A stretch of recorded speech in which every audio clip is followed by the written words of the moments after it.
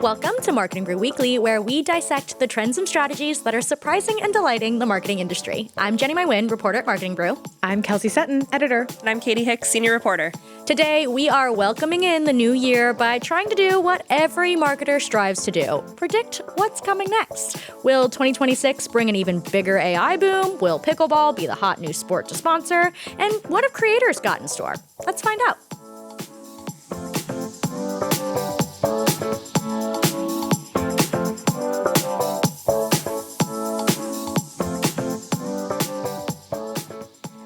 So we have quite a few different predictions in quite a few different realms, and I think it's safe to say we kind of had fun of predicting what we're going to see in the new year.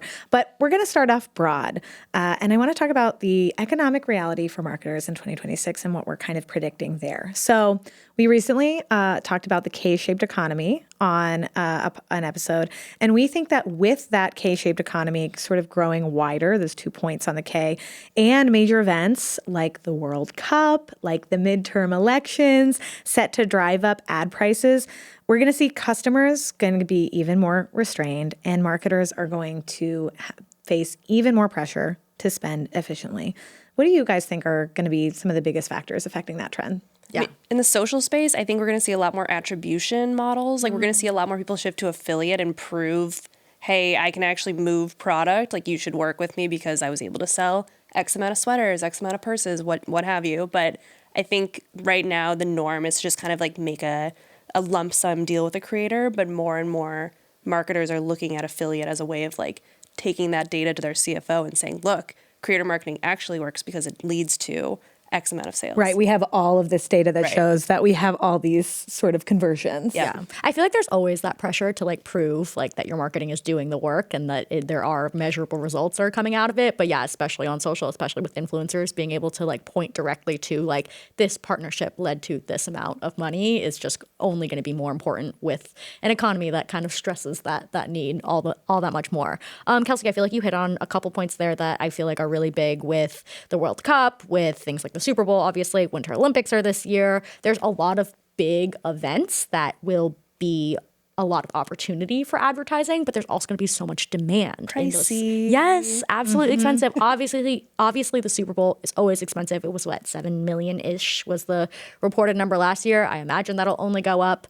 But with like the World Cup and Winter Olympics, like big spotlights just means bigger dollars, and that is something to definitely keep an eye on. And maybe money being moved from other marketing strategies too, so they can activate in those big spaces. Right. I feel like sometimes something we have seen in the past is sort of those big splashy brand awareness plays. Some of that budget gets moved to down the funnel where it's really focused on conversion. But again, it's going to be hard to convert because a lot of consumers, particularly on the bottom end of that K, are really looking with intention about all of their purchases. So it's going to be a super competitive space, and I think an expensive one. Yeah, tighter budgets. You're going to have to like really work to convince someone to spend their discretionary funds on whatever it is that you're advertising. Yeah, I think something we're going to have to keep an eye on too is the more consolidation that we see in media. Like we are seeing that particularly in the streaming space with with Netflix vying to buy Warner Brothers Discovery. Obviously, Paramount is also in the mix there. There's sort of will they, won't they, what's going to happen there. And then, but also in the agency world, so IPG and Omnicom having a huge merger. And I think that will also potentially have some effects on prices, less competition, but that could also make some opportunities for these other platforms to kind of emerge and say, we have a better deal, come spend your money with us. Mm-hmm. Yeah. When Netflix owns everything, it's like, well, you have to spend your money with Netflix. Exactly. Yeah. And as layoffs increase, then you're going to see more people at that bottom of the K. So how will that impact what consumers are willing to spend? Yeah. Definitely. And then, of course, there's the midterm elections, which we know has a huge investment in local television, but also national television, and also increasingly social, connected TV, et cetera. So there's going to be a lot of money going into there, and that will mean marketers are going to have to adjust their spend around that influx of money and demand. Vying for space, for sure. On the social side, we have a prediction that as the internet gets more cluttered and more slopified, some may say, brands and creators are going to need to get creative to break through. I feel like we're already seeing this with the revival of newsletters like Substack. We're seeing Be Real is back, and we had brands participating in their revival over the summer. I mean, Reddit is becoming more and more popular. Brands are looking there because real people are participating and sharing their thoughts there. I don't know. What do you guys think? Where do you think we're going to see more people or like marketers trying to break through?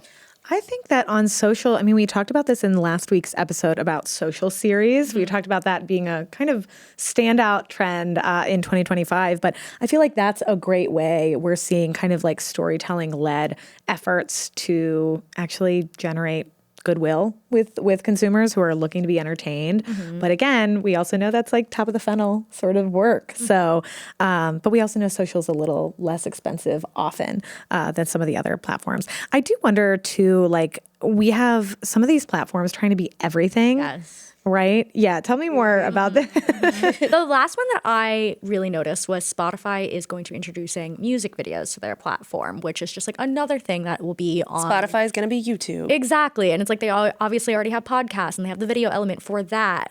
TikTok, I saw recently, is going to be doing like a live podcast type of thing. So again, taking something that exists somewhere else and bringing it onto their platform. And just the more that like the pressure to have people spend their time on your app and your platform, it feels like these apps are like, I have to do everything and hopefully do it well. But I feel like when you try to do everything, it's like things are bound to slip through the cracks. So I'm very curious to see like how people will enjoy some of these like newer experiences coming to these platforms that they might not be known for. But like, yeah, I'm spending a lot of time on TikTok already. If there was a podcast on there, I would consider listening to it, and that would keep me on there even longer. And my screen time report will be devastating for me to read, but it is like what the platforms want at the end of the day. So good for them, bad for me. Yeah. But it does provide an opportunity for brands if they say, oh, this is a new functionality on this platform. Do I want to move fast and try to get in on that and capitalize? Maybe I find that niche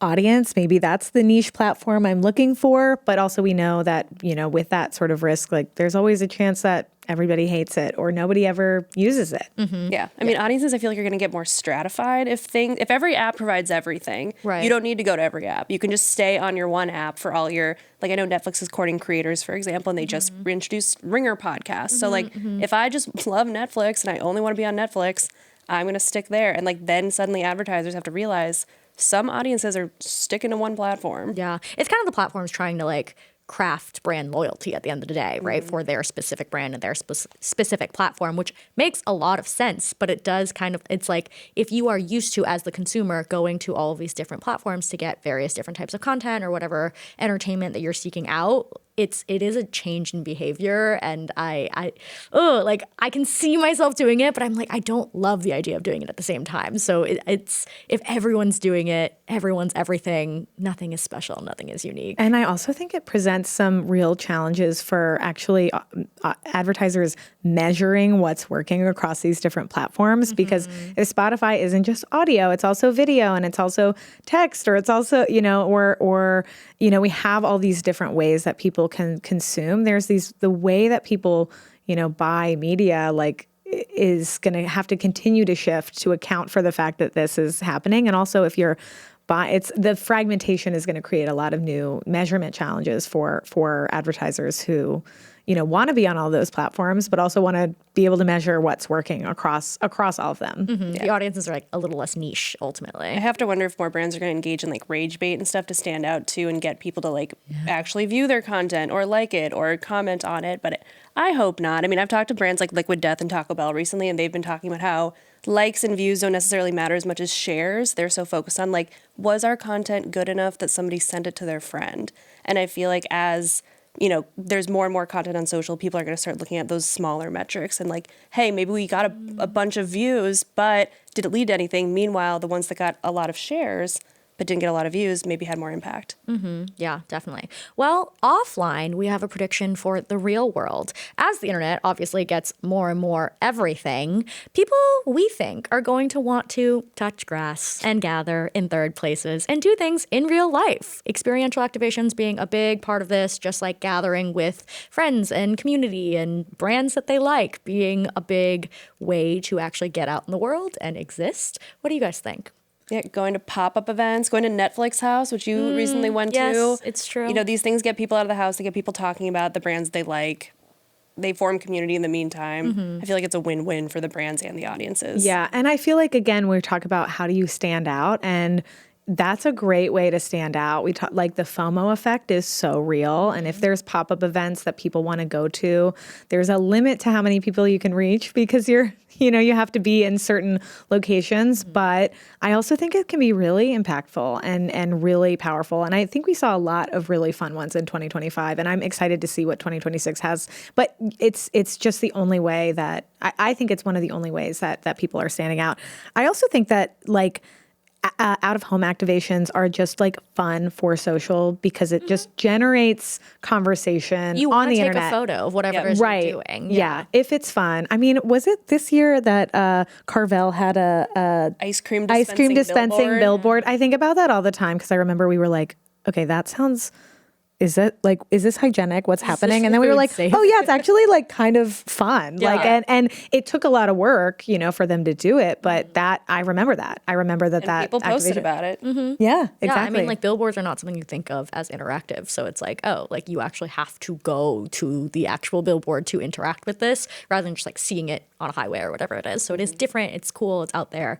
The other piece of this that I think will be something to keep an eye on is also how much we did a whole episode on Zohran Mamdani's campaign, and we talked a lot about how he was out there. He was in the streets and he was doing real life things to Hosting scavenger hunts, hosting soccer games. Yeah, and like stoking that sense of community. So I'm curious to see with the political year we have coming up, how that will also affect political ads and if they are also going to take that approach into their campaigns, where we talked about how like TV ad space will be bought up by these kind of typical political campaigns, but will they also take a page out of this recently successful political campaign and be out in the real world? I mean, we're seeing AI generated political ads happening right now on both sides of the aisle. I mean, I feel like as that kind of stuff becomes more normalized too, people are going to want to just meet their constituents in person and host these types of events. Yeah, definitely. Well, and that actually segues very well into our final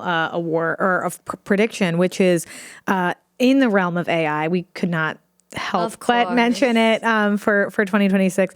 But AI is only going to get bigger, we predict. But I think the anti-AI sentiment is going to grow alongside of that. And I think that could manifest in a couple different ways, but I'd love to know what you guys think about this. Well, one of the ways is that AI will be used more, right? We saw it used in ad creative a lot this year to mixed reception, some of which was loved, some of which was hated. I feel like the Coca-Cola ad in particular was interesting because they already did it last year in 2024, and then they did it again in 2025, and they kind of doubled down on like using AI, right? And I think as brands continue to commit to using AI and invest in using AI, they're only going to put it more front and center. So we're going to see it, and it'll be interesting to see if consumer attitudes towards it shift. Maybe if it actually looks good and it like is interesting, there is potential for the attitude towards it to shift. But again, there's also a strong anti-AI sentiment that continues to exist for sure. Yeah. I feel like I was talking to Liquid Death recently, and they were saying how like they noticed that people seem to like rewarding high quality like invested work. And I feel like with AI now, it's like anyone can generate anything. So if you actually take the time, because they were touting that they do everything in-house and they don't use AI. Like if you do something intentionally like with people, I think people will start to appreciate that a little bit more. Yeah. And something that Christina Manlos, one of our reporters here, wrote about recently is sort of evidence of that hard work kind of appearing. So Apple's holiday ad included this long behind the scenes showing the puppets that they used and all the green screen. So it was a bunch of animals like in the forest making a video on a dropped iPhone before somebody comes and retrieves it. And it's all hand done. And I think that behind the scenes content, we might see more of that, or more like, yeah, here's how the making of this real ad that we did, or here's how much work we put into doing this. Because I think there's a certain type of consumer who that really resonates with. They're like, oh, you really are working hard to try to convince me to like your product. And I think that's kind of a new way of engaging with the consumer and building brand affinity, is like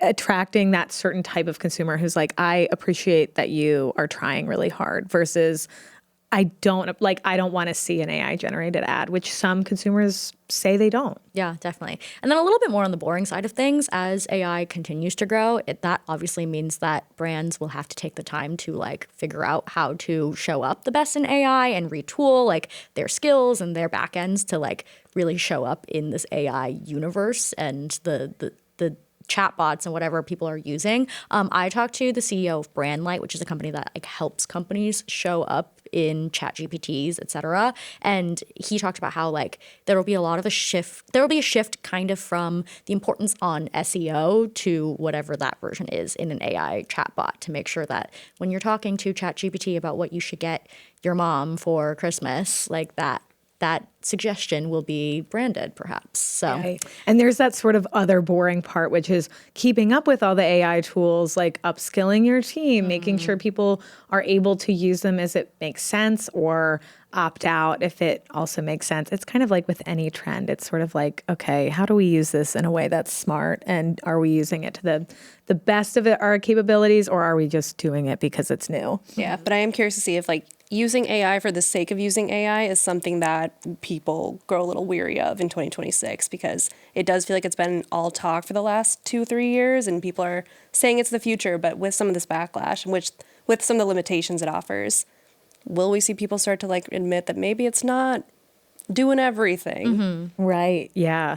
Well, okay. Closing question, you guys. What trends are you hoping to see in 2026? Or on the contrary, hope you never see again? You're like, 2025, that's it. I never want to see it again. Well, I'll keep it positive. Something that I actually really liked, and this is like kind of a crazy thing that he did, is for the movie Marty Supreme, Timothy Chalamet released this 18-minute Zoom video where he basically was like, I'm pitching the marketing on my movie. And he was really earnest about it. And it was obviously like a bit, but also that's been his approach throughout this whole campaign. And I kind of want to see that. I want to see more like admitting of marketing as marketing, because I think consumers do have an appreciation for when brands are like, yeah, I am trying to sell you something right now, and I'm doing it creatively, or I'm doing it earnestly, or I'm doing it because I have a reason to be doing it. And it kind of like lifts that veil and lets you in on like what it's like to be a marketer. And maybe you're in the marketing industry and you appreciate that, or you're just a consumer and you recognize that like this is part of business and part of life, and you kind of are like, yeah, I appreciate that a brand is letting me in on what's happening behind the scenes. I mean, marketers always want to be authentic. They always say authenticity. Be authentic about what you want from your consumer. You want them to buy. Yeah, that's ultimately what you want. And like consumers do want to buy things. They don't want to be tricked into buying things, but it is like, okay, yeah, like this is the most authentic you can be, is like admitting exactly what it is you're doing. Yeah, I feel like that's similar to like behind the scenes sort of stuff. Yes. It's like earnest and also just all the cards are out on the table. Nothing flashy. Yep. Here, it is what it is. It is what it is. I think for me, I want to see, and we just kind of talked about this, but I want to see more like IRL stunt marketing, like more events that do evoke FOMO, that get people excited to go, meet people, get out of the house, go to something, take pictures, share it online, kind of form these like communities, like because brands, all they talk about is how much they want to build a brand community. I think getting people to actually like engage with each other is a good way to do that. Yeah, and it can be such a positive interaction too, right? Like it's a moment of a lot of like fun and you know, unity almost. Yeah, getting people out, taking pictures, like the Severance Apple TV stunt at Grand Central, or the Marty Supreme showing that they did at Regal and Union Square, like things like that. They get people all of a sudden like, oh my God, I need to go out and be there. Yeah. And I want to see it with like maybe brands that like obviously movies and TV shows, it's like easy to get people excited about like the IP and the characters and the story that is like inherently part of that brand. But like when a brand who like doesn't have that really easy ability to tap into it does that, I'm always like, a little extra impressed. So step up to the plate, brands who don't have characters already. Yeah. Make some characters or like figure out where you fit in that world. I love that. Well, for mine, I hope that brand rage bait, we saw a lot of rage bait in 2025. I really hope that brand rage bait stops being rewarded, which might be a tall ask. Santa, if you're listening. But I think one of the things that I want to see more of is more unifying moments on the internet. I think that there are cultural moments that are often very divisive, and I think a lot of the rage bait is like kind of intended to divide. But I want some more unifying moments where brands can be part of something. Want some happy bait. Yes, exactly. We're all just craving a good time. Yeah. Maybe more earnestness is what I'm wanting. Yeah, definitely. Well, thank you so much for joining us today. And if you have a hot take for what's coming in 2026, send us an email at mkbw@morningbrew.com, which you can also find in the show notes. Can't wait to hang with you next year.